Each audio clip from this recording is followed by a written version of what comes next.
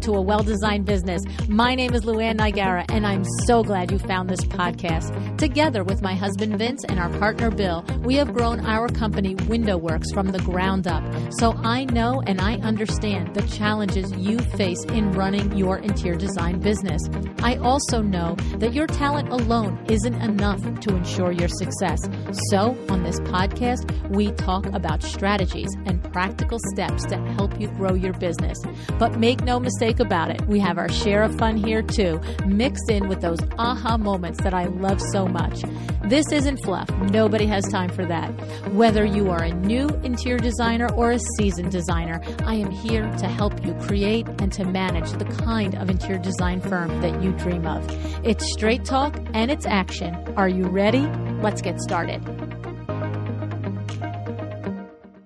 Hi, welcome to A Well-Designed Business. Today we are doing Throwback Tuesday. Is that a thing? I don't know if it is, but we are because I keep hearing how some of you, while you're new to the show, are not aware of some of the iconic interior designers that we had on way back in the beginning of the show. With more than 900 episodes now, or almost about 900 wherever we're at, I know it's a little crazy. So today we are revisiting Amber Lewis's episode, specifically episode number 184. This was Amber's second time on the show. As principal at Amber Interior Design and founder of the blog All Sorts Of, she has garnered clients and followers from around the world. She's the pioneer of the white wall laid-back California aesthetic. Amber's eclectic design approach and her affinity for found objects has made her a household name. Today, Amber Interior Design, Inc. provides designs for large-scale residences. Amber and her team work with architects and contractors to bring the distinct visions seen in her work and on her blog into her retail shop to life. Light-filled rooms, colorful textiles, natural elements, earthy textures, and brushed metals are the elements that define and can always distinguish an Amber Interiors designed home. If this is your first time listening to the episode, you better go now and get some pen and paper. Amber and I talked about what it was that catapulted her to a level above all the others in the beginning. She also talked about the importance of figuring out your systems and the chain of command in your firm, parenting, running a business, and so much more. Looking forward to introducing or reintroducing you to Amber Lewis.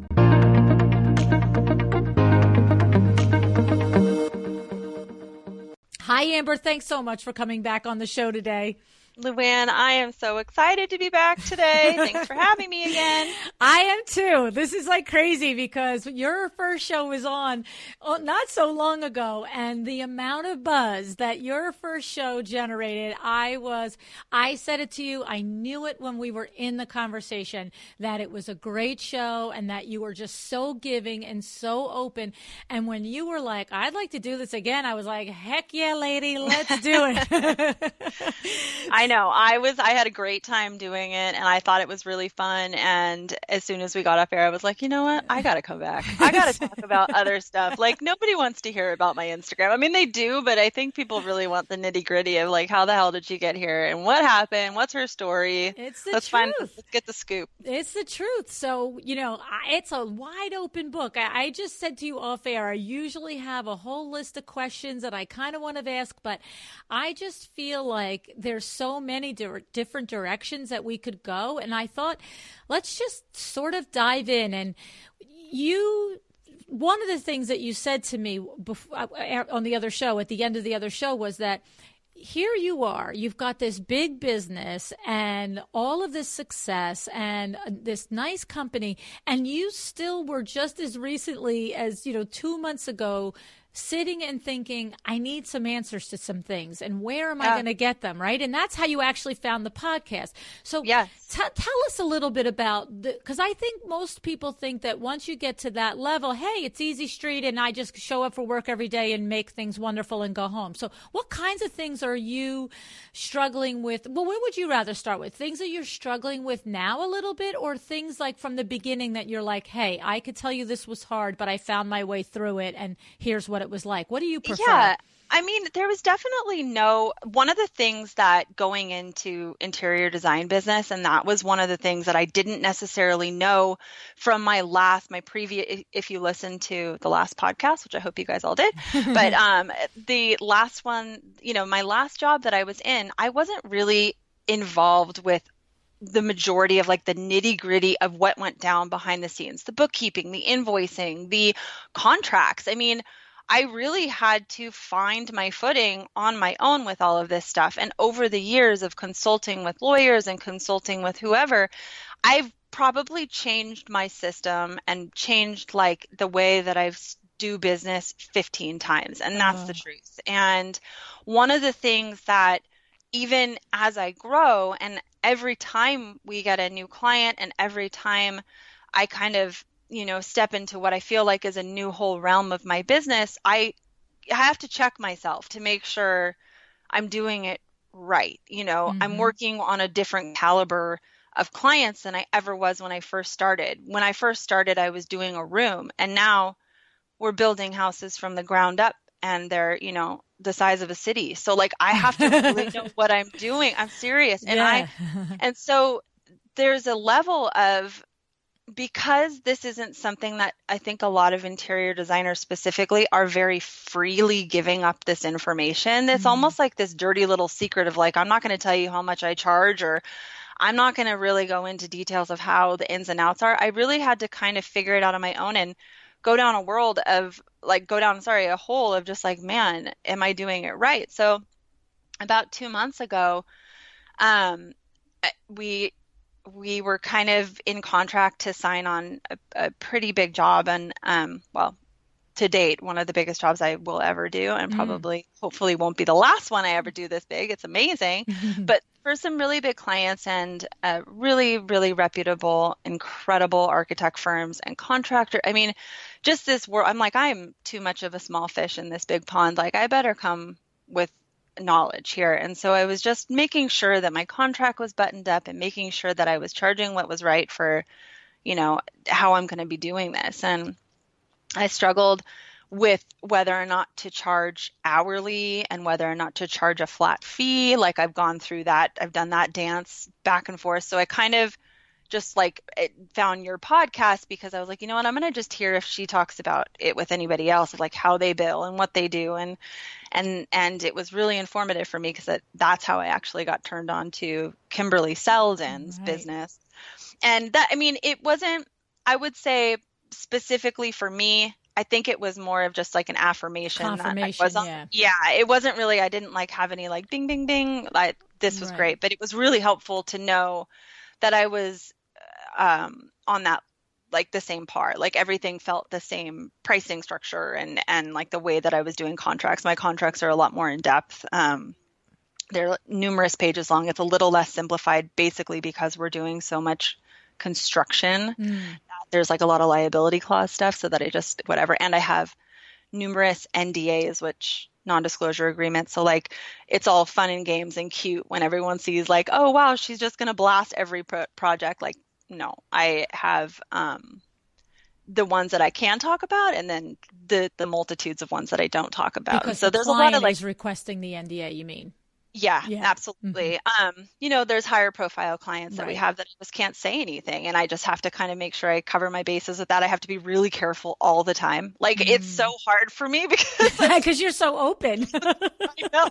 Like, oh man, I don't think I'm allowed to say that. I got to really like watch my tongue here. But anyway, so I looked for some other kind of insight as to like how other people were doing it. And I was pleased to see that I felt like I was on the right path, but I had to do some research. And it's nice to know that when you look into something, you find, oh, okay. So I was a little concerned and I was a little wondering if I was doing it right. But in your case, you found that you were. But I think going back to one of the first things that you were sharing was that when you left that last position, you said you weren't really the one doing the bookkeeping, you weren't the one No. doing the contracts, and of course you leave there feeling pretty good about yourself, that your talent is pretty well established and you can run a firm. But it's sort of like, oh, hello, there's a whole lot more to it, right? Yeah. And so that's really the big message in the podcast itself, but for you too, what you're sharing is, if somebody is out there listening and they're feeling like a rock star in the firm that they're working with, and they're really feeling solid in their footing on how they design and how they pull things together, that if they're not going to stay at that firm long enough to also learn the back end of it, they've got to go out and educate themselves on how to do it. Otherwise, I mean, look, I'm so happy to know that, all these years later, that you have finally stumbled and figured out the right way to run your business. But it's sort of, it's a sin that you had to go through, like you said, 15 iterations of how to do it. It's like, it's a sin, Luann, but then there's also a little bit of, and I feel like I talked a lot last time about, like, you have to have the chops for this business. You have to have really thick skin. And I feel like you have to you have to jump into the world thinking that you're going to be batting like with these heavy hitters. You can't just, I mean, in my case, especially, like, I instantly kind of became catapulted into dealing with people that were way, way, way more professional and talented than I was. And I had to totally fake it until literally, you have to fake it till you make it. And I kind of had to talk the talk, but I definitely couldn't walk the walk. So the behind the scenes of what was going on, if I'm frantically trying to figure out if I'm doing everything correctly, taught me a lot, because I would kind of jump into a project doing it one way when I first started. And by the end of that project, my next 2 clients that I had signed on, I was like, I will never do that again, because I learned so much from this project. And it's funny now, because we'll have projects that have been lingering for 2 years that are just wrapping up. I'm like, wait, how much was I charging 2 years ago? Or what were we doing? Not like it's wrong, but you have to kind of remember, I've just changed so much. We've just changed so much. We've evolved so many times. What happened? Was it really the blog taking off? Like, when you just said there that right from the beginning you were sort of catapulted into a pool that was, where you were swimming above your pay grade, you were swimming above your level there. And what was it? Was it the blog that catapulted you, or was there one great project that displayed your aesthetic so beautifully that it just automatically ramped you up to another level? What was that thing that happened there? I don't know. I wish I had an answer. I don't know.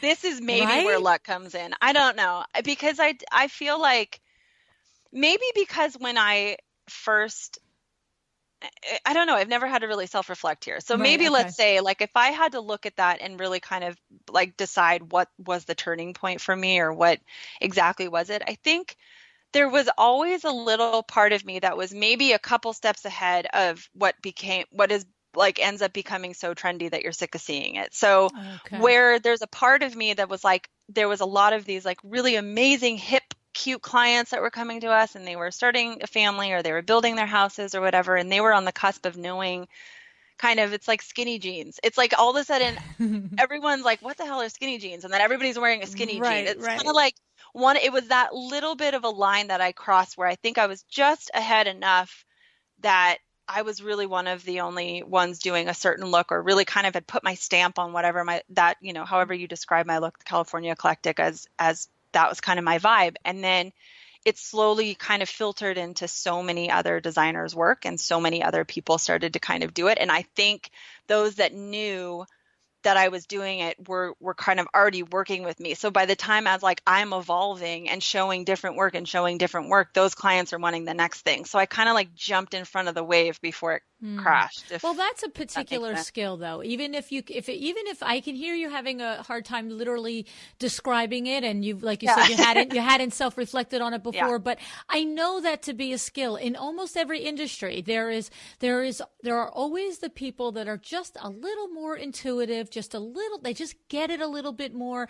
And, you might not really, like you said, really have thought about it, but that really could be the one thing that just nudged you out ahead. Now, of course, you have to get ahead and stay ahead, and you have to get ahead and come with the goods. And you had to learn eventually to, walk the walk, not just talk the talk. But that other little thing is, it's sort of like, when this seems crazy, but it goes through my mind like Jackie Onassis. She just had something. Right? Yeah, she's not the most beautiful woman in the world. Let's be serious. Look at her face. Absolutely. She's attractive, but she's not like, Angelina Jolie. Like, let's be real. But there is something about her. And so what you're saying is that there was probably, when you reflect, just something about your design that was just a little bit, right? Yeah. And I think that there was also a lot of intuition. But there was a lot of just like, I really apply intuition and trusting my gut to every single thing that I do. And so when I first started, and when I was first, let's just say I was working on like if you equate it to fashion, right? Like there's a J. Crew, there's maybe like an Isabel Marant, and then there's Chanel, right? So we've got like a 3-level. When I was J. Crew in it, and when I was kind of like to the more of the masses, I was just doing enough that it felt really different. So whether or not it was like vintage pieces that weren't something that you could purchase online, or whether or not it was just like the pillow combinations I was doing or colors I was pairing together, it was an intuition and a taste level that I felt like I just had, and I was able to sort of convince everybody to let me do it. So I think once I took photos of those and like kind of took photos of those projects and had it out into the world, then people became more like really into it, and they were looking at it on Pinterest and looking at it, whatever, then showing their designers, and then their designers were doing it. And then by the time I had gotten my next wave of clients, like I said, I was already like on to the next thing. So I was kind of trusting my intuition, trusting what I knew was going to be sort of trending now, but then also like when I'm ready to move to the next thing, how do I like now shift to really pushing the envelope again? And I've just sort of done that I've done that kind of throughout the whole 5 years that I've been doing this.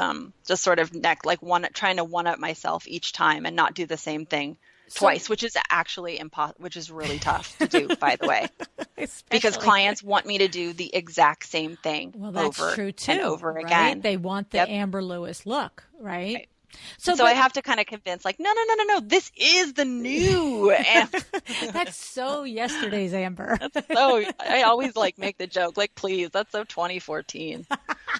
I'm like so not about that anymore. No, you know what it is. You want to make sure that your clients get their money's worth, and that you're offering more than what they just saw.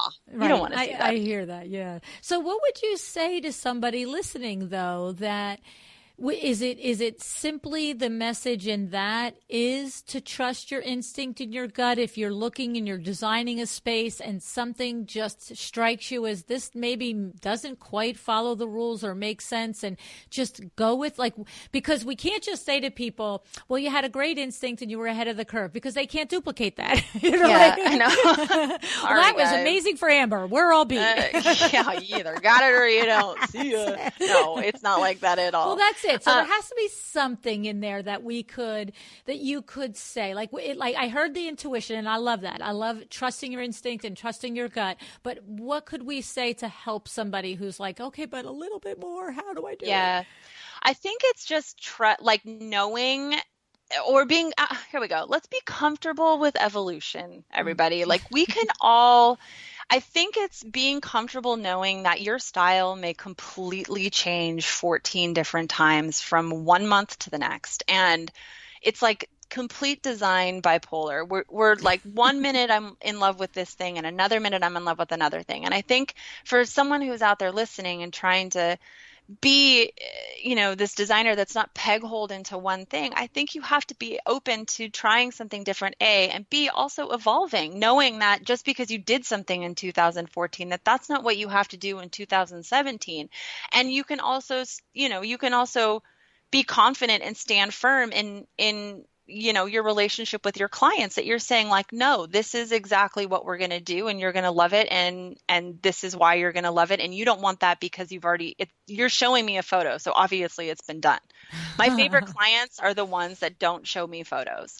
because Okay. they're the ones that are telling me, well, of course I have to have something kind of relatable, but more of like it's an abstract thing. It's not a specific room. Or if they're taking a room, they're liking one thing out of it and they're not saying recreate this, because it's the ones who want me to recreate that are, they don't want they don't want creative. They Right. really just want me to They just need duplicate what I've somebody to already done. execute it, to buy all the Yeah. stuff from all the different places and put it in the room, Yep. right? That's not Absolutely. bringing your vision to it and your collaboration to it, really. Absolutely. Yeah. So I think the message really is just try to evolve, be comfortable with evolving, trust your intuition, and know that you're going to have to stand really, really, really firm that you are convicted to your design and you're convicted to what you're, selling.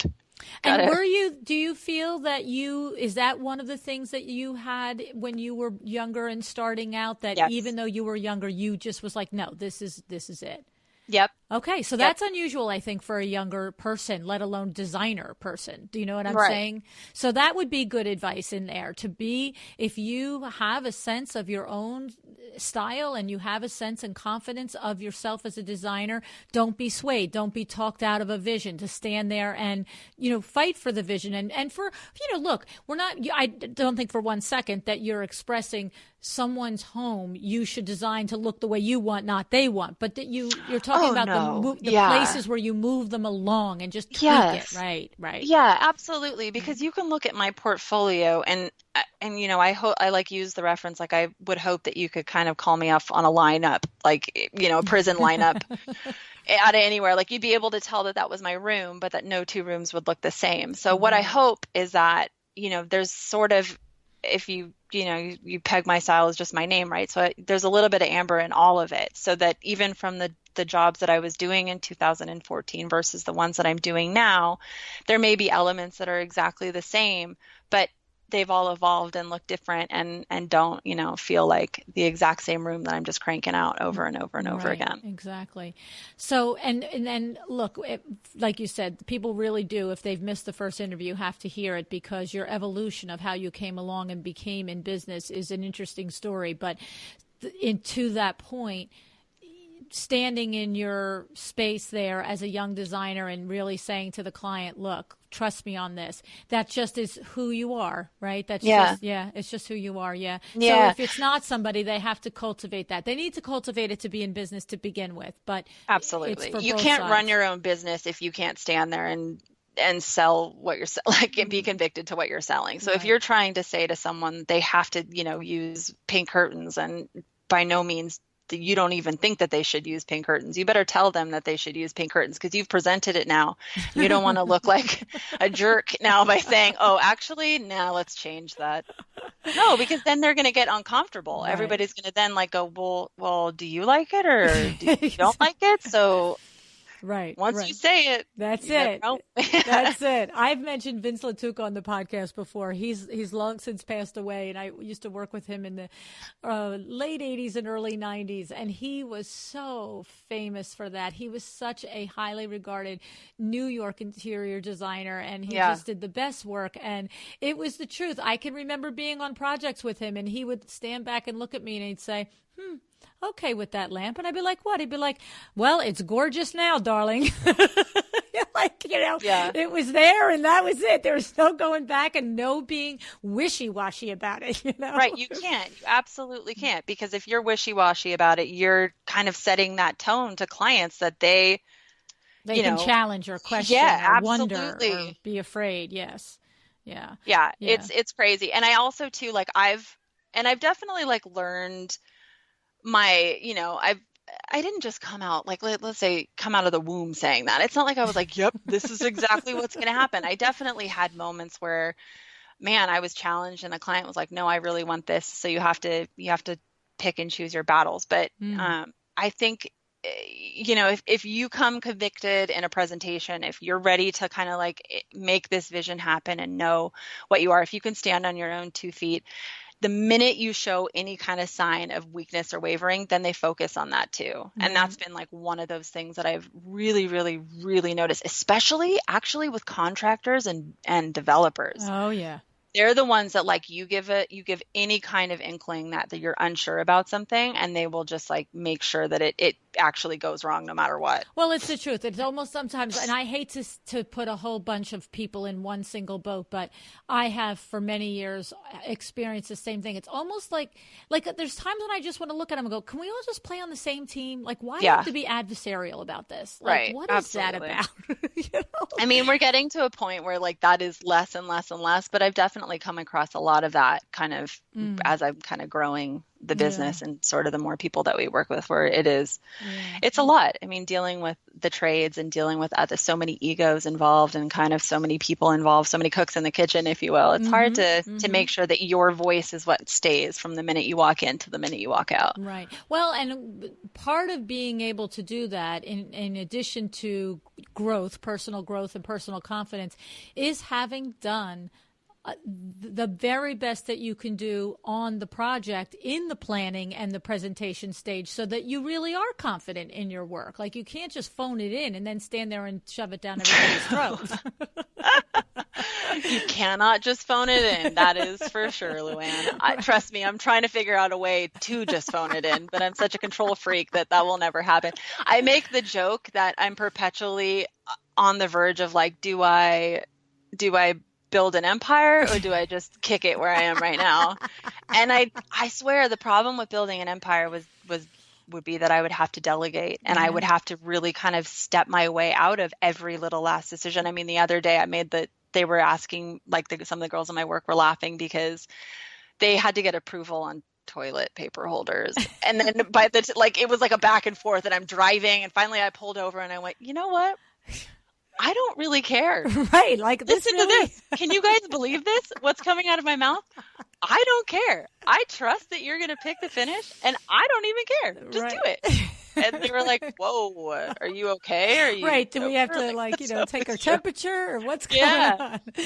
But I swear, like, it is like a delegating, and it's a deciding whether or not you're going to continue to just be like, are you going to be really cool with what you're working with, or are you going to just delegate everything and kind of tell everybody how to design? But you can't do that. I don't know. Well, in there too is, I mean, I don't know if you've listened to Barclay Butera's episode yet, but his episode, his firm comes to my mind because he has, I don't recall off the top of my head, but something like 20 interior designers that work for him, and they execute projects without him, you know what I mean? That are in the Barclay Butera look. And I don't actually remember if he eventually oversees, a part of them, or they're just executing. But he's certainly not picking the toilet paper holder on those 20 projects. That's what I can tell you. Yeah. So, and Joni Vanderslice, the same thing. She's got probably, I think she said, about 15 senior interior designers working for her, and the same thing. And so you're right. It is a decision that somebody at your level, it's sort of, do you make this decision to start to duplicate yourself as a business person and filter in those trusted, very talented senior designers under you and start to let your empire grow? Or do you say, it's not really my cup of tea. I might not have to pick every, toilet paper holder, but I want to pick most things. I want to have my hand in most things. So it's a decision that only you can make for yourself, and there's no right or wrong in it. It's what's going to bring you joy, truthfully. Yeah, absolutely. I feel like it's a struggle, though. We definitely struggle all the time. I mean, I would say on a day, I don't know, we get pulled in a million different directions. We get asked to do TV shows. We get asked to do everything from everything, every single all thing kinds of marketing, all kinds of marketing, branding opportunities. Yeah, it's not, you just can't just get up and do your design every day. Yep. And it's either you become, Amber Lewis, the celebrity interior designer, whatever that means, like you're like the persona behind that brand, or you're just a boutique design firm designing amazing houses, and you sort of stay behind the camera, if you will. And I've thus far stayed pretty much behind the scenes. I just do all the stuff. Everybody knows that it's me. I edit every single thing, literally down to toilet paper holders, obviously. And I oversee to, maybe to a fault, but at the moment that's what brings me joy. But there is a fine line that you walk of like, do you decide to jump and make it huge, or do you just hang out? Well, and your daughter is young at this point, right? Yeah. She'll be 8, and so I say My God, Yeah. she's going to be 8 in September. Yeah. Well, I mean, and I would say that honestly, that probably probably has a big component of that decision as well, because Yeah. not for nothing, I have to say, I have said it on the podcast once or twice before, and I've said it on other podcasts where I get interviewed about running a business and having a family and all that stuff, because of course I'm on the other side of it, right? And I have to say that I truly believe that as important as every stage of a child's life is, as important as it is always to be the very best parent that you could be, that the age between, say, 10 and 16, 18 is, to me, much more intense and much more necessary to be there than it is from 1 to 10. And I think I kind of agree with that. yeah, because I mean, I don't know yet. She's not 10, right. but I can imagine. The troubles that they face through those years are so much greater and so much more complex and so much more formative to them as people. This is my opinion. I'm not a psychologist. I'm just a mother who's been down the road, okay? Right. And I just, I've said on the show before, too, that we had an agreement that I would go back to work when our child was born. And I said to my husband, that's fine. I will go back to work. We said 3 months. I lasted 4 weeks until I brought her, basin and everything to the office because I was bored out of my mind. Let's be real. But we agreed that I would go back to work, and I said, a counter agreement, that's fine. But when she hits middle school, then I'm home every day when school is out until she graduates high school. And my husband thought I was a little crazy at that. He's like, what, at that age? But that was our agreement. And, the proof in the pudding was that it was a good decision to make because, so you'll have to cross that bridge because your opportunities are, when you start to think about TV and things like that, that could take you away for not just a long work day till 8 or 9 o'clock at night on a job site. That could take you away for, days at a time. And so absolutely. It's a time commitment thing. Yeah. Bigger decisions. I know. And it's funny too, because I definitely have like an amazing, I have a lot of like consultant people that I would speak to and kind of that could give me great advice about that. Part of that is like the management team that I work with that helps me with the brand, like blog sponsorship stuff I was talking about last time. Mm-hmm. And they always say like, it's a lot of time commitment. It's a nice way for people to put a face to your brand.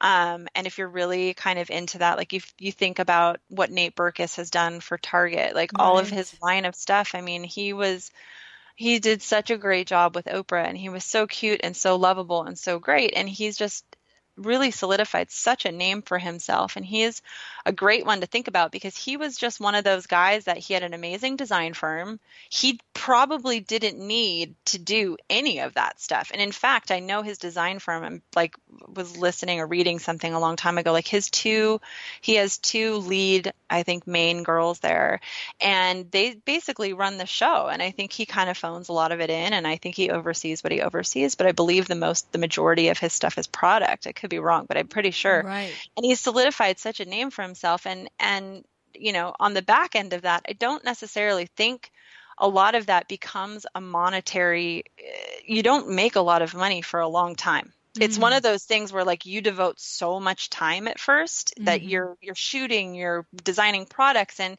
it's all kind of a crapshoot until it's not. Right. So you could potentially do 40, 50, you could do all these pilots and do all this stuff, and it may not ever get picked up. And then you've just basically wasted or talked yourself out of, not being able to take on those clients. So where I would spend maybe 3 or 4 months like on a pilot or doing whatever behind the scenes stuff. Not only do I need to get my employees to be cool with that, which they're so busy, like, no, they don't have the time. Either do I.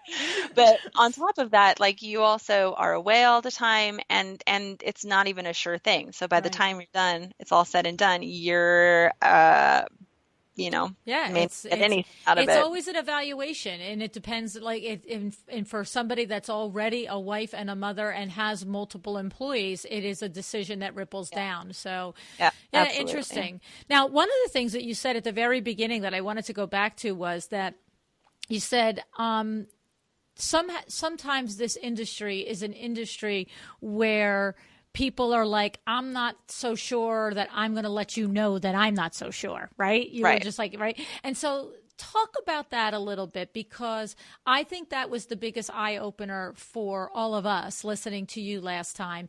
And the thing about that is I really want to drive home that people should ask, and especially if somebody like yourself says, I'm not always so sure.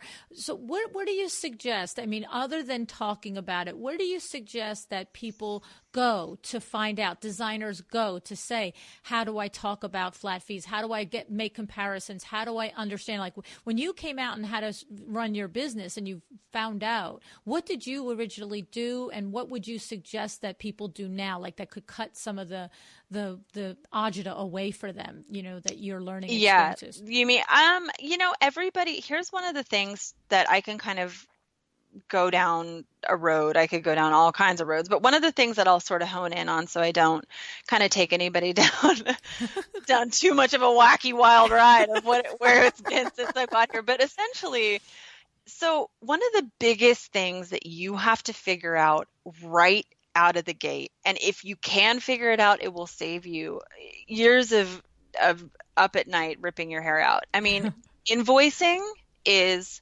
everything. And when you jump from one room to all of a sudden you're maybe doing 2 rooms, or maybe you're doing 2 rooms and a bathroom, or maybe you're doing a kitchen and an outside, you all of a sudden start to have to break that into a million little components. And you have to figure out, how do you not only charge for your time for that, but how do you make sure that invoicing makes sense to another party, right, who's ultimately paying for it? Okay. And how do you make sure that that comes across coherent and informed and detailed, and that you can then take that to a contractor? I mean, there's so many steps of this business that you just can't look at it like you're walking into some room, you're going to pick a couple paint colors and you're going to walk out. I mean, it is, imagine one room, one tiny little room, and every single element down to the molding on the fireplace has to be picked and chosen and ready to go.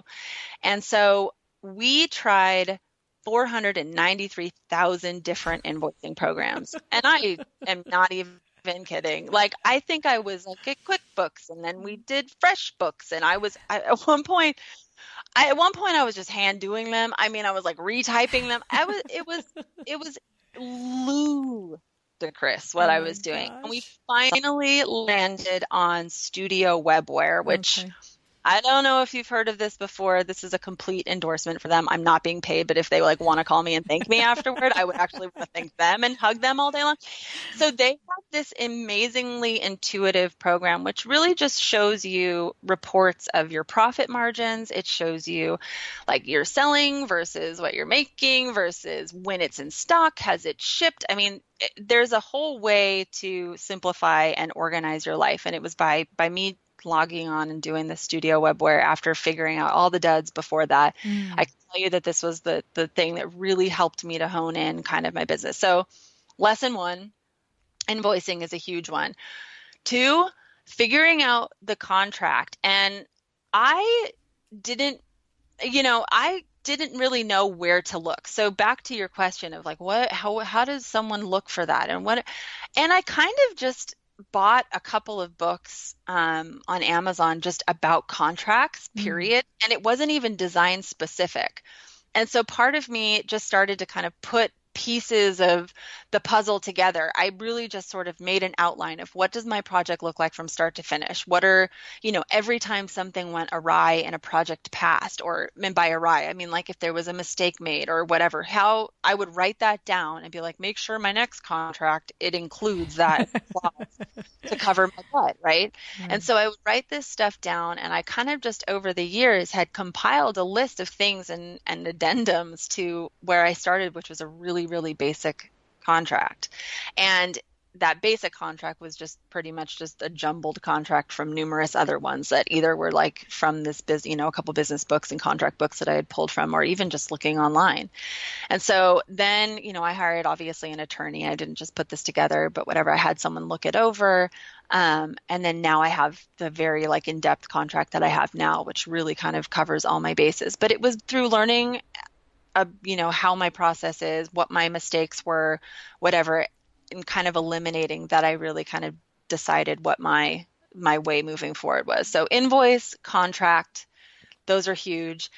And the other thing to do is there's also like this weird, a lot of people don't know the chain of command, right? Okay. So when I first started hiring employees and when I first started figuring out, I mean, the majority of all I knew was that there was a design assistant, there was maybe a senior designer or someone who was drafting, and then the principal. Because the last lady I worked for, we were a team of, I mean, 3. There wasn't. So I think now she's much bigger. But now, like when I was working with her, it was just me, one other girl, and a CAD guy and her. So there was only 4. So when I started to get bigger, I started to realize like, wow, each little part of the project needs a person for that. So it wasn't just, it wasn't just like I needed a person for drafting. I didn't just need, I needed someone who was a senior designer. I needed a project manager. I needed a junior designer. I needed an intern. I needed someone who's going to help me organize all the samples. I needed someone who was going to answer my, general mailbox. I needed someone who was going to, I mean, it became somebody to make lunch, I hope, right? literally. So it kind of became like, once I figured out like my chain of command. So like if I was at the top, if I was going to be the principal of this design firm, what exactly was my role and where was I going to fill in everywhere else? Like I had said my last podcast, that it really was, me learning kind of, I needed to hire people that basically knew what you didn't know. Yes, What you yes, said. Yes, exactly. right. So like I lacked, they made up for it. Right. Where I didn't do CAD, they were doing the CAD and they were doing everything else. So when I kind of like started to get these bigger jobs and when I started to really pull those apart, I was really able to kind of hone in on what I needed and who I needed to fill those positions. And it was really helpful. Even if you're a small firm, you can't do everything on your own. So the most important thing is to figure out your system, basically. Right. The way that kind of, how are you going to tackle a job from start to finish and who fills in? And what you're saying is establish it clearly when you are small and are doing just maybe one room. And even though you might change and the system might evolve, but if you don't at least start with a system when it's one room, it's going to be very difficult to seamlessly add 2 and 3 and 4 rooms and a whole house project to your firm. Yep. Okay. Absolutely. Okay. Yeah. Okay. Yeah. Well, I was going to say to you, one other thing I was going to say about that is you've mentioned a couple of times how after each project you would sort of say, hey, that didn't work that time. I'm going to do it this way this time. And that contract, clause was missing and I'm going to add it this time. Do you have now actively in place a process for reviewing closed projects, Amber, when they finish and then you still maybe sit down either yourself or with yourself and your senior members and say, okay, how did this go? Did it go well? Or is it just something you don't do formally, you just sort of in your own mind do? I think because we're so small and mighty, like I have an office. It's funny. So I have an office within my office that I never go into. I work in the pit, if you will, with everyone else. Like I sit there and I work basically amongst everybody because I figured that it actually works better for me to be in and amongst what's going on. So I think because we're all so intertwined with all of the projects, I have a team that's dedicated to certain projects and another team that's dedicated to certain projects. So we kind of split into 2, if you will, and then I oversee everything. Okay. But because I'm so involved with all of that stuff, we all hash out what doesn't work and what works as we go. Okay. So I think it's the main ones where we all kind of collectively are like, whoa, that was a big, thing that we need to never do again. Mm-hmm. That then I realize like, okay, then I go back to the contract and I fix it and I run that by my, lawyer. And then he tells me if that makes sense or whatever. And we kind of adjust that way. But I'm in a unique position where, because I'm so involved with everything that goes on here and with all the employees, that we all just kind of work together. And so I'm really kind of in the know of like, I need to make sure to watch my butt next time. And how about not even just contract related, just process related? Are you Yes. still tweaking that, and you tweak Yep. it for each? Okay, I'll share with you, and anybody who's a loyal listener knows I'm like a broken record on this, because I just thought it was so significant. Susan Brunstrom was on the show a year ago almost at this point, and she runs a pretty good sized firm out of the Chicago area. And you know what she does is she literally, at the close of every project with her team, which I don't remember off the top of my head, is probably 8 to 12 people, they actually do almost like a postmortem review on every, like, I don't, what was that? There was a TV show that it was called something about Monday morning, like the surgeons all on Monday morning review all the people that died in the hospital over the week. Oh, yeah. Sanjay Gupta was on it, wrote the show. I don't love remember. him. Yeah. Yeah, I know, right? And I think it might have been called Monday Mornings or something. And they literally go through when a project finishes, whether it's a 2-month project, a 6-month project, or a 1-year-long project. And I guess they must have a mechanism for keeping notes along the way, but they then review and say, where were the parts that were challenged? Where were the parts? And was there a breakdown because of communication? And what is our system for communicating? And what is our system for statuses? Whatever the things were. And they are always revising, and like the way you guys are always editing your design, they're always editing their process. And I thought that was very smart. And then the other thing that she does is that she takes each client to lunch at the completion of their project, and she asks them face to face, point blank, what did you like about working with my firm, and what did you dislike? Isn't that pretty cool? That's pretty amazing. Yeah. And she's learned a lot from it, and she's made changes to her process from it. And then, of course, what's nice is that I'm sure, if somebody that takes that much care to organize their processes in their project management, they probably aren't getting a whole lot of things that they don't, they're probably not getting a whole lot of negative reviews at this point with their client meetings. But you know what? It also gives them an opportunity, gives Susan an opportunity as the principal to go back and like high five the team and say, guess what they really loved this time? They thought you this, that, and the other thing, Yeah. So I thought it was cool. We sort of do that. I think one thing that I've come to just accept and know that every job is going to be different, especially in construction, is that there's always a variable with trades. So as efficient as we are, or as like much of a process as we feel like we have nailed, that doesn't necessarily mean that anyone that we work with is going to have that same process. Right. So one of the biggest learning experiences that we've ever had is that you have to assume that no one else is going to do your job for you, and that if you are not completely organized, even if it's redundant, you're going to get lost in their chaos. So no one is ever, like in our minds, we have to just assume no one is ever as organized as we are. We're always on like making sure that things are coming and where they are and what's going on.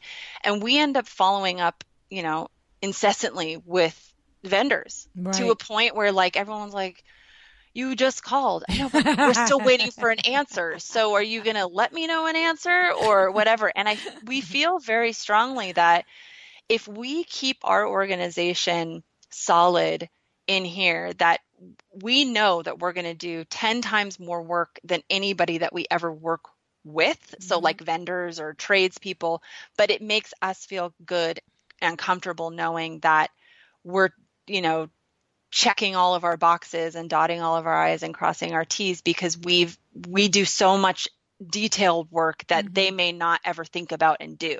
So like for a contractor, for example, project managers who should be able to remember and know a plan word for word. There could be a binder at the site. There could be, we'll do like material lists and mood boards. Sometimes we'll tape them to the wall, staple them to the 2x4. This is what it's supposed to look like. Yeah. And you don't even know. I'm on the phone, 45 minutes to 2 hours a day, just reminding them what's right there in front of their faces. And I think not all jobs are like that. A lot of jobs are not like that, but we do have some that are. And so it's been a real kind of trying, like learning lesson for us, is that we just have to know, we have to factor that into our fees and to our daily routine. Like we just need to know that our organization is worth its weight in gold, because we're still going to need to be on the ball with knowing everything, because we cannot expect someone else to. I think that's really probably the smartest thing for running a project that you can express to people is to, because I'm going to tell you what I'm hearing, be responsible for your own stuff. That's exactly what you're saying, because I have to say that I have that relationship with a lot of designers where I'm the vendor. And of course, I'm trying to do my very best. There's no question. But I cannot tell you the number of times that I will get a purchase order that is, I don't know who can make a drapery or a window treatment from that purchase order. Like, it's like, you got to be kidding me. It doesn't even have a fabric name on it. You know what I mean? It's just like drapes. Oh, that's honest what it to is. God, I literally got them. One pair of drapes, Den. Oh, awesome. Oh, okay. Right on. Great. And so, thank God I got some notes to go with this. Okay. You know what I mean? And so the thing is that the thing that's crazy about that is that look, this is what I know as a vendor. If I'm walking that job with you and I'm taking notes, and I'm a broken record with this, if I'm taking notes and you're telling me where the drape goes and how many widths you want and where the tape trim goes and, what the pattern is and all that other stuff, if you're not writing anything down and you give me a purchase order that says drapes den, don't come looking at me because you changed 10 things and didn't tell me, and you got drapes den the way you asked for them that day on the walkthrough. Drapes den. Yeah. And it's crazy. I can't tell you how many times I will give all my information to the workroom, and, we're a week, 10 days later, and we're like, what's the status on this order? And they're like, we don't have fabric for that. And we're like, yes, you do. Oh, well, we've got this pattern. Oh, awesome. Because, the designer changed the fabric, didn't tell me. You know what I'm saying? It's like, Yeah. And another thing, too, like to point to that, it really does go to show, too, that building your vendor relationships is so crucial to running a smooth business. It's knowing and loving and trusting the people that you work with and letting them kind of learn your language. I mean, we work with drapery people that just know, I will never ask for that. I will never want that. Right. We were still as detailed as possible, but they understand my language now. Exactly. We work with furniture vendors that know that I'm never going to ask for that, and they don't even do it. Like, they know kind of there's a certain aesthetic and style that I have that I feel like when I've worked now with these vendors for so many years, they really understand and trust, and they know when I say things on my purchase orders that are very detailed, there's a photo of it. Not only that, like, I'm not just saying interpret this, I'm saying it's this. Exactly. It's your interpretation, it's actually this. So no, I think that's great. And that's the thing. I'm happy to take responsibility for the things that I have learned with working with you over those years. I'm completely happy to take responsibility for that. I have a designer that literally prefers that every lead edge have a 3-inch double turned hem as opposed to a 1.5-inch double turned hem. He doesn't need to say it to me anymore. It's been 20 years. Exactly. Yeah. And if he gets a drape that doesn't have that, I'm never going to look at him and say, well, you didn't have it on your purchase order, because that is understood. But I'm talking about the changes or the things that you don't specify. And then, like you said, you're checking on and you're making sure they're doing the way you want. But there are designers that put things out there, don't make specifications, don't check on things, don't make advise vendors, any vendor, not just drapery, of changes, and then want to go, well, how did that happen? It's like, well, what do you mean, how did that happen? Yeah. So I think it's great that you are advocating taking responsibility in your own firm for giving the information in a detailed way to all of your trades, and then you're taking the next step of responsibility of checking and double checking that it's been received and understood and the message is loud and clear, because that is very important. And I'm going to tell you why. It's important on every level. So on a big level like yours, it's important because you have so many details, and when details get overlooked, then the project doesn't come out looking the way you want, and yada yada. For a younger, I always say to the girls, it's like, you know what, I think surprises are great for a party, but not on a project. So surprises cost me money. Right. And additional project management costs me money. I don't bill that to the clients. Right. And my mistakes. That's what I was going to say. For a younger, newer designer, maybe it's, one sofa, 2 end tables, a lamp, and a pair of drapes. And if the drapes aren't right, there's the profit for that whole project gone. Right. That's, you know what I mean? Absolutely. There's no hiding that in your bottom line. There's no absorbing that in your bottom line. No. So for a bigger firm, there's the multitude of the amplification of the mistakes is challenging and crippling. But for a newer firm, it's, you know, it's the whole thing is a loss now. It's like you spent 6 weeks doing this project and it's like, okay, awesome. It cost me $1,000. Another thing, clients could care less whose fault it is. They are looking at you. You're the one who has to tell them. They only want to see it perfect, and it's none of their business whose fault it is. It's none of their business what you paid to make it right. It's your fault that it wasn't. So that's like the literally the mantra that we all say. It's like, well, if you're not organized, that's not anybody else's problem. I call it the NMP, not my problem. It is literally everything that happens outside. It's like, they don't care. Nobody cares. No. It only becomes, you have to make sure that it's perfect. And if there's other people excuses or they messed it up or anything like that, it doesn't matter. It's going to all come down on you anyway. And how did you learn that? Did you learn that because, you know, right. Did you learn it because in the beginning you weren't as locked down and you found that things weren't coming out and designed and actually built and finished the way you imagined, and you realized and said, oh, well, I guess I wasn't clear on my instructions and that's why I got that, you know, result? How did you learn that? Or it took one gnarly mistake. I think it was just one fail swoop, knock my knees out mistake that just, you know, there go the whole profit from that job. And this was, you know, years ago when it was small kind of thing. And I'll never forget, we were doing a tiny little powder bath, and I was working with one of my employees, and here just goes to show, like, you can't throw anyone under the bus too, because you are the one who's hiring everybody, right? So ultimately, if I'm the head honcho around here and I'm hiring people and they're not able to do their job right, again, clients don't care. Right. That all falls right back down on my shoulders. And that's ultimately my problem for not A, seeing their weakness, or B, hiring, you know, someone that was slightly a little bit more competent to do that portion of the job. So, you know, if I'm going to assign you to do something, you better damn well know what you're doing. And we were on a job once, and, you know, it was like a girl that worked for me, and she measured incorrectly and then was working with a vendor that we were not familiar with who also measured incorrectly. So basically we had customized a wash stand that didn't fit in a tiny little nook. So it had to fit. I mean, it was too big by like 6 inches. So we ended up having to cut it. It was just, it was a total nightmare. And I think it was that mistake that I broke into so many little pieces of more mistakes that, you know what I mean? Like, I just dissected it to the point where I was like, I can never do this again. I can never do that again. The communication was wrong. There was no paper trail. I didn't check the measurements. I didn't make sure, because I just delegated. And, you know, now I know when I ask someone to do something, they better do X, Y, and Z. And if they don't do X, Y, and Z, then ultimately it's going to get messed up. And so there became like a protocol from that one mistake where it just blew up into everything. And one of the things I encourage, you know, I think a lot of designers, a lot of younger kind of designers coming into this business too, walk in and somehow think that because you're walking into a firm that they have it all figured out. You're going to be taught what to do correctly, and then there's going to be no mistakes. But I've kind of tried to train everybody and try to tell everybody, remind everybody, treat the project like as if you didn't have a boss to make happy. Like, would you have done that way?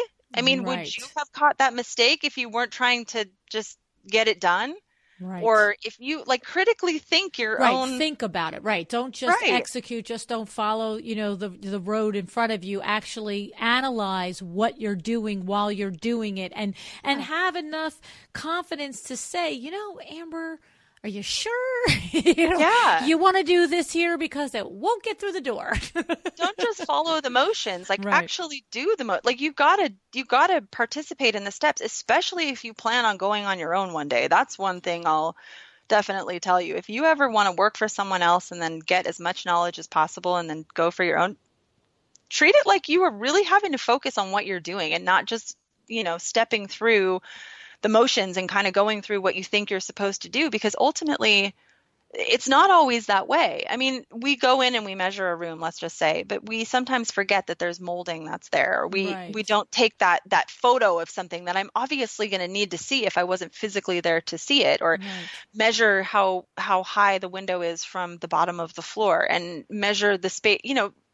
There's there's real critical stuff that you have to actually put your brain into, but those are measurements that you're going to need. You Right. don't just need the full box of the room. You need Right. to actually walk in and do those measurements. So there's a process of treating it like it's your own, treating it like it's your own home. You really answer your own question before you have it, kind of walk into a job knowing what the questions are going to be and having the answer for them. Well, yeah, I took those measurements, or Right. yeah, I looked at the color. I looked at, the paint can, they were this and we need to match that or whatever. And how much more valuable you make yourself to the principal that you're working for, when the principal has confidence that, yes, you're a team player and you do the different things and the components of your job that you're asked to do, but he or she has the confidence that you actually are cognitively thinking about it along the way, and maybe you're an extra set of a fail-safe for something that is measured wrong or is specified improperly or whatever. So that's a person Nothing who's going to makes me rise. Nothing makes me happier than doing something before I ask. Yes, Like believe there's me. nothing and that's actually, I think that's just common sense for this can apply to all life situations. Exactly. If don't just do it. And if you know that the question's going to be asked, just get it, answer it Oh yourself. God, you sound like me. I'm like, really? Just do it.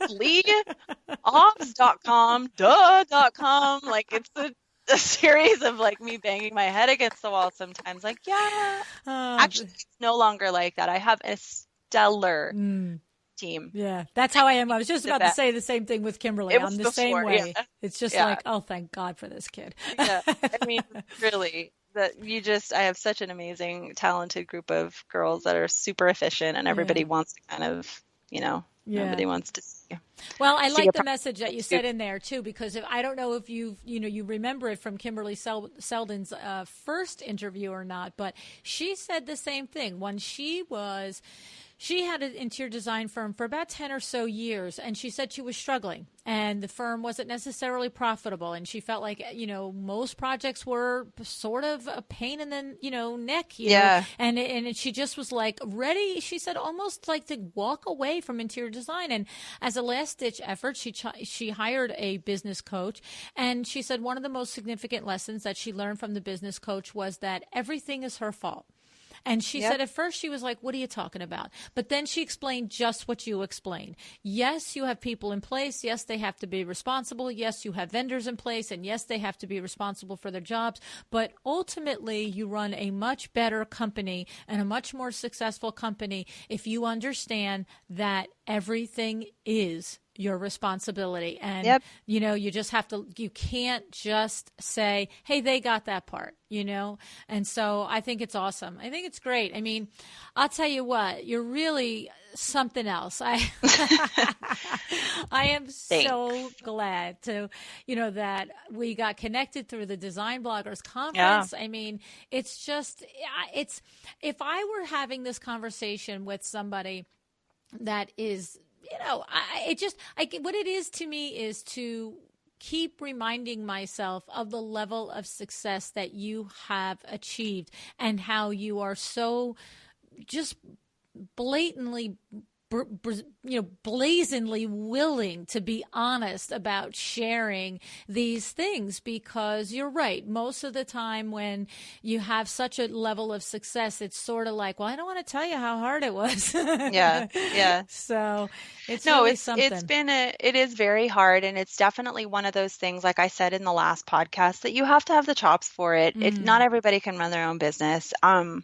I commend anybody that tries, and who can do it successfully. And it didn't come easy, and I work really hard, and, I'm perpetually on that ledge of like, do I continue to grow, or do I just stay right where I am and stay sane? Well, that's also questionable. Yeah, that's also questionable. Yeah, stay sane-ish, whatever. Or do I, move forward, and what's my next step? And I really just wake up every day of like, okay, I'm learning a lesson today. I'm basically just reminded to be humble, to be come smart, to be open, to be changing. And of course, like it's not all sunshine and roses. There's days where I'm just like, I want to go back to bed. But the majority of the time, and I think this is maybe a key to the success, is that I've accepted that there's going to be ebbs and flows. I think we all have to. I think successful business people know that there's going to be ebbs and flows. And I think that that you're not, no one's going to give you anything. You have to work for it, and you don't deserve anything until you work for it. And, there's only come now a time, I think 5 years later, where I say to myself, like, yeah, I can kind of not have to work that hard. I don't have to go home and work tonight. And or I do. Right. And there's times where I can pat myself on the back. And then there's other times where I just, kind of got to ground myself a little bit. Like, don't get too big for your boots, girl. You got a whole lot more learning to do, A, and B, what's your end game? So if you're you don't get too comfortable, because you better stretch yourself out a little bit in order to kind of jump to that next level. So I'm always learning, always growing, always, being humbled, always being kind of challenged, and I love it. Yeah, no, you're the real deal. I truly, really, truly thank you. I mean, it just is remarkable that it's 5 years. It's like, what is that? It's technically not even 5 years. Oh It'll be God, 4 don't tell years. us all that crap. That's insane. It'll be 4 years in October. Well, you know what? It's funny because that seems unimaginable, except that when you hear you talk and you hear all the things that you have learned and all the ways that you are willing to continue to learn, it's you're just an old, like, they say there's old souls. You're an old business soul in a young woman's body and a young woman's business. I'll take it. That's all I can tell you, because it's a remarkable evolution. Just to kind of pull back the velvet curtain on that a little bit, though, I just want to say, though, too, that as much as that is flattering, and I do really, really, I believe that now. Like, I feel like I've gotten to a point where I can take those compliments now, and I completely believe it. I think if anybody can relate to me in the sense that if you were to tell me that this was going to be where I was 4 years ago, you could have blown me over. I would have never told you that this is where I was going to be. Maybe everyone else in my circle, because they know who I am and they know I'm so driven and whatnot. But I definitely didn't have a master plan. It's organically evolved, but I've always known that I wasn't happy with status quo. Or just like mediocre. I've always wanted to strive for more, and it wasn't always money driven or success driven or even whatever driven. It was always just driven from the point that I didn't want to sit still, and I didn't want to a lot of it was because of my daughter too. Like, I wanted to show her that you could be a strong, independent woman, and you could, make your own money, and you could do all this stuff and not, sit at home and wait for the kids to get home and dinner on the table. Like, there was other options. Not like that's bad, but there was other options. Right. That was all I knew when I was growing up. And now, like, to be able to show that other side to my daughter is amazing. I mean, that was really the driving force. So anyway, 4 years ago, there was no master plan. It's just evolved this way. And I feel like anybody who's listening who thinks that they can do it, you can. Right. You don't know that you can't until you do. It's just. Well, and they can as long as they really hear both sides of that. And I know we said this in the last show, is it's not just wishing. It's doing. You know what I mean? It's doing. I had a listener emailed me today. Her name is Darcy, and she's in the New York area. And you know what? I got the nicest email from her today. She said, Luann, I love your podcast. I've been racing through, because she didn't find it from the beginning, listening to episode after episode. And I just was moved to email you and give you a list of all the things that I have implemented in my business since listening to your podcast. And then she went down this list. Like, she changed her About Us page. She changed her bio page. She did this. I mean, literally like 10 things. And you know what I said back to her? It just struck me because listening to you. And I said, first of all, you have to come on the podcast and tell everybody how you did these things. Now, let's be serious, right? Right.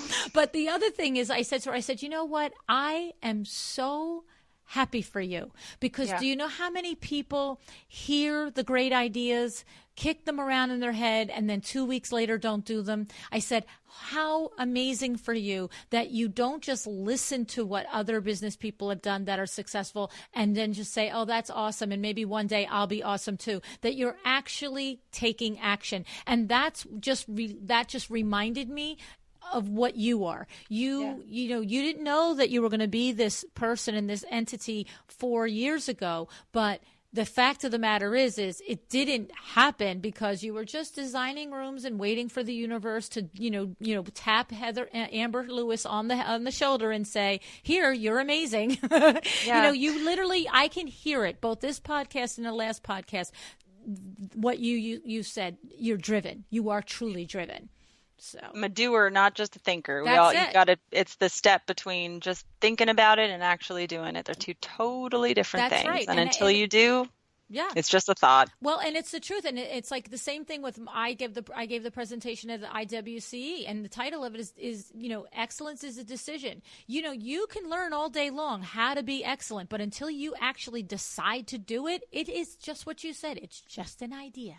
Yep. And you have to take action. And so there are 1%, 5%, 10%, whatever it is, of the people that take action. And that's the difference between, you know, big success and, you know, average success. And there's nothing wrong with average success, by the way. You know, average success is fine if you want to, you know, but don't aspire and want something at this level and think that, you know, well, okay, I'm just, you know, whatever. So that's why I love Darcy today too, because Darcy is on the track. You know, I'd be curious to see where she is in 4 years from now. Exactly. She is not letting any grass grow under her feet. I remember, just, you know, to kind of like put some stuff in perspective, we were also talking on the last podcast about like with the sacrifices I made with my family and stuff like that. And I remember once my husband looked at me and he was like, I was super stressed out. I was flipping out about, you know, there's various times within my career where, you know, I'm not going to just say that I've been like this brazen, hey, I've got this entire time. I've definitely had moments where I've really just questioned, crap, I don't know if I can handle this, and I'm stressed out and I've got stuff going on and I'm like gaining weight at a rapid pace and like I don't go to the gym and all I do is like eat whatever and I like am miserable. You're singing my tune now. I know, right? So like I'm just miserable and I might drink 1 too many glasses of wine or whatever, and like I was getting to this level of just going like, are you on a camera in my house? I'm just saying. Right. And so again, just lifting the veil of thinking everything's so perfect. So, you know, my husband looked at me and he was like, if you're so miserable, tell me what's success. Yeah. And, you know, it was like a light bulb went off and I like was like, well, what do you mean? He's like, well, what's good enough for you? Where's your like cap out? What are you willing to lose in order to be whatever that version of success is for you?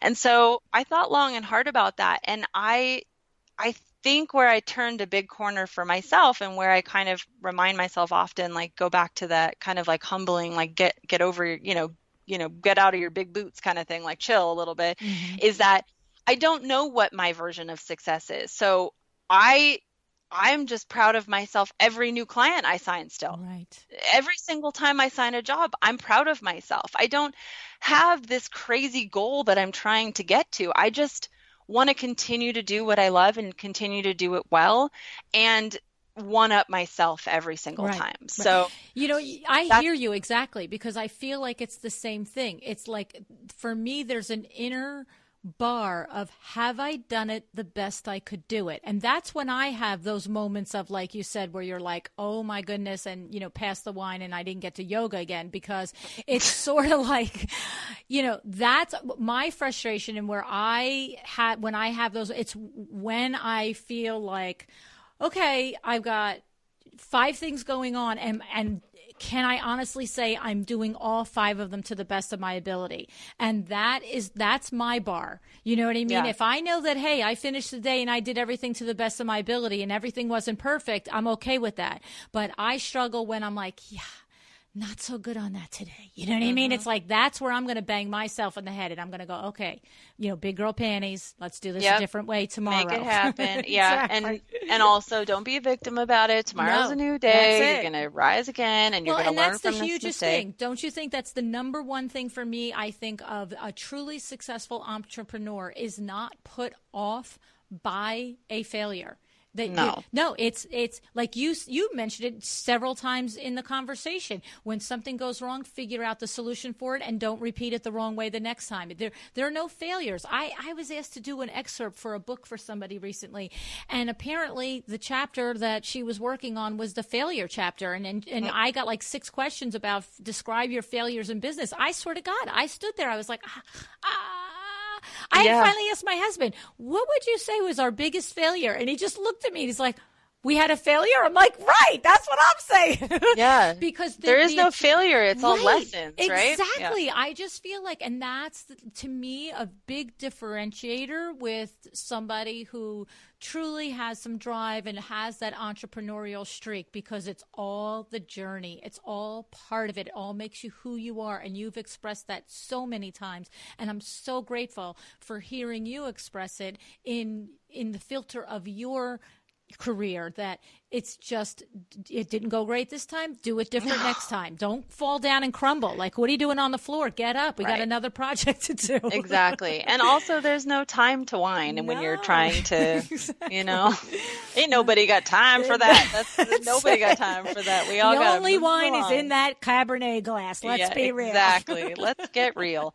We're working with, like I said, we're working on this really awesome project right now. And one of the architect firms that we're working with is kind of the same. They, 80 employees or whatnot. And we're working with this incredible team under, the names of the founders. And it's been so interesting to watch him know that his name isn't on the door, but then he's got like this whole amazing, strong crew. And even watching them filter out their tweaks and their not mistakes, but like their stuff as calibrations.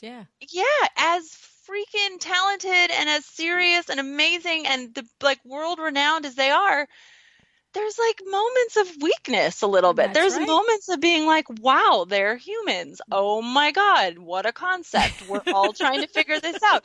Nobody has it in a book. There's not like a Bible of business. There is no right way. Everybody. And the thing is, there are Bibles of business, but then as soon as you add the human factor to it, it all has to be, really. Always the variable. That's it. You got to go with the flow and you got to just keep swimming upstream and get there. No, it's like the idiot variable. And I say that to myself, like there's some days when I'm like, I just don't know if I can answer that question with any kind of smarts right now. I have no idea. I'm going to tell you something. I should probably check my facts really quick because I actually have no idea. It's the truth. It's the truth. So, there's an interesting coincidence, Amber, that I wanted to just bring up before we close out the show. I recently interviewed Anna Brockway again because, Anna is the founder of Cherish, and she's one of the sponsors of the show. And we were chatting, and I said to her, do you have any designers that are particularly fond of Cherish and using it? I wonder if I know any of them or whatever. And she's like, oh, Amber Lewis is a big user of our platform. I was like, no way. So you really like it? You do? Yes, I love Cherish because I do I mix so many vintage pieces into my work, and that's sort of like my signature style, if you will. I don't ever do anything all from big box stores. It's not like I'm just pulling everything out of a catalog. Actually, every single design I've ever done is infiltrated with all kinds of vintage stuff. And so, I shop for a living, and Cherish is such a great, I kind of get a little thrill. It's a little addicting to see new arrivals and see what comes. And I definitely scope it, stock it, / love everything about it. And it's a great thing, isn't it? The way they do that whole white glove delivery that you don't have to worry about it, right? It's great because also too, I know this sounds like, designer secrets, here we go, but you can make offers which is killer. So like if you know that you're going to have to, like you're shipping something from across the country and you want to offset that cost a little bit by knowing you're going to have to pay shipping, but maybe the white glove, is X amount of dollars. So you're like, maybe I can, you can make an offer, which is kind of great. So you can sort of offset, like if you only have a budget to spend 250, but white glove is $400 or whatever it is, you kind of am like, oh, I'm going to just see if I can offer a little bit lower. And they do. Also, if you're to the trade, they do like a trade kickback program. I know, right? They have everybody knows that, right? Yeah, but the thing is, don't worry about it here because I don't think there's many consumers listening to this podcast. And hey, this is to the trade. Whatever, it is what it is. I'm sourcing it. I'm still doing all the work. It's not like right. Exactly. And so it's just an incentive to want to continue to shop with companies like that because they are working for the designer. They are wanting to make sure that the designer, which is probably their biggest customer, keeps coming back. Right. And one of the things that she was telling me about it too is that designers that are taking place in show houses or even if I don't know what, but she just said that she's never met a designer that doesn't have like a room full of stuff that, isn't on the job or had to come off of a job or whatever. And so it's a great platform apparently for, reselling the things on projects that you're not using, right? I know. I got to do a sale with them. Anna's great. I met Anna. I've met her a couple times now, but I met her for the first time, I think last year's LCDQ. And I was like an ambassador for the event and I was on a panel and it was like a love it or list it kind of thing or love it or hate it. They did that today. I saw it on Instagram feed. I know. Today is LCDQ. I'm so bummed. I was actually asked to do the Arteriors window and I've been out of town and so I've been traveling, so I wasn't able to make it happen. And I was like, oh my God, it's the first year I've ever been asked to do a freaking window and I have to say no. That's like been my lifelong goal, which is so pathetic because I like kind of wanted to be it, like doing a window. And I used to get so mad because I wouldn't even get invited to parties. I'm like, what the? And then like the one year I get invited to not only everything, but like to do a window and I have to totally not. Talk about arriving and you can't go. I know. These are like real people problems here. Come on now. But anyway, so Anna was really cool. And I did that like kind of love it, hate it thing with them last year. And I saw that they did it again this year. I'm like, oh man. And I think she came after me during DBC too at the Design Blogger Conference. Yeah. Yes. She was one of the sponsors of the DBC. Oh, she's awesome. She really is. She is such a smart lady too. Yeah, oh totally. My goodness. Yeah. But I thought that was interesting that she said that you were one of their really huge users of the platform. And I thought that was awesome. I think I was like one of their first kind of like designer spotlights too when they first opened a long time ago. Not even that long ago. I feel like didn't they just I think it's only 3 or 3.5 years. Exactly. Like I would say it's probably around the same like trajectory as mine. And I think I did a sale with them, which was fun. I like curated a couple things, which is cool. But I got to do another one. I have a warehouse. I just got a bigger warehouse that's just full of stuff. Well, it's funny because I'm sure people ask you all the time, where did you find this? Where do you get that? And the fact is there's probably a lot of designers listening that maybe aren't aware of Cherish. And it's like, oh, that's where Amber gets her stuff? Okay. Don't tell all my secrets. Exactly. Cherish is good. Cherish is really good. That's awesome. Oh, that's great. Well, I'm glad I remembered to bring that up. I'll tell you what, you are a particularly amazing human, Amber. Thank you so much. Thank you so much. I really enjoy your company, and I'll tell you what, one day I'm looking forward to seeing you in person. That's for sure. I know. I'm so bummed we didn't get to meet at the blogger conference, but next time. It'll mean more the next time, though. Exactly. All right, well, Luann, thank you so much for having me again. Thank you, Amber. Amber and I sat down for this conversation back in 2017, and I have to say it's been fun to continue watching her and to see all that she's accomplished since then. This hashtag smart lady has built a very successful business, but as you can hear, she's gone through what every single one of us has also gone through, which is not being 100% sure of what we're doing, even when we're doing it right. She struggled with bookkeeping, contracts, knowing what to charge for her work. Sounds familiar, right? Well, take it from Amber. The best thing that she could do for herself and her business was educate herself in these different areas. Even if she knew she was not going to be the one doing these particular areas of work, which is what we talk about all the time. You have to know it and understand it so that you can oversee it when you hire it out. I loved that she knew she was on the right path when she was listening to the show and she started listening to all of the experts and consultants that we've had on and how they've talked about how they run their business and the things that help them be successful. This is why Amber tells you to get all of your systems locked down while you're small, right? It's something I echo almost every show. I mean, this has to be the through line of the show, isn't it? When you think about it, every show, no matter what the actual topic is, at some point, we talk about the value of getting your business processed from the beginning. And even if you didn't from the beginning, just stopping the train and going back and doing it, right?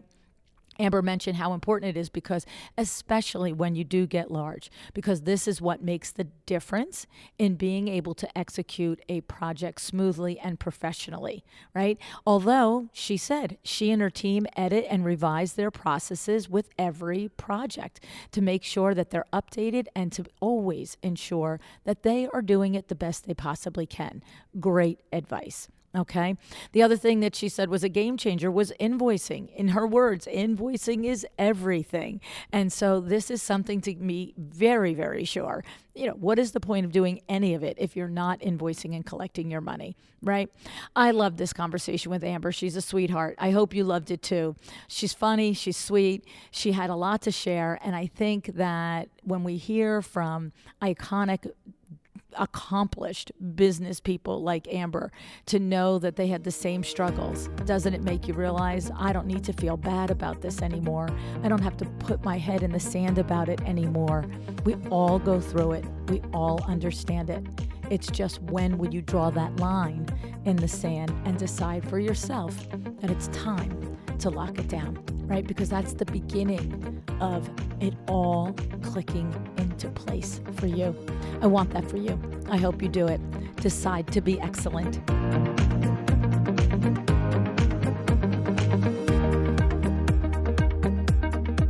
Thank you for joining me today. This podcast is a production of Luann Nigara, Inc. If you want to know more about me, my books, or Luann University, go to luannnigara.com. And if you are interested in having WindowWorks help you with your next window treatment or awning project in the New York, New Jersey metro area, go to windowworksnj.com to learn more. Have an excellent day.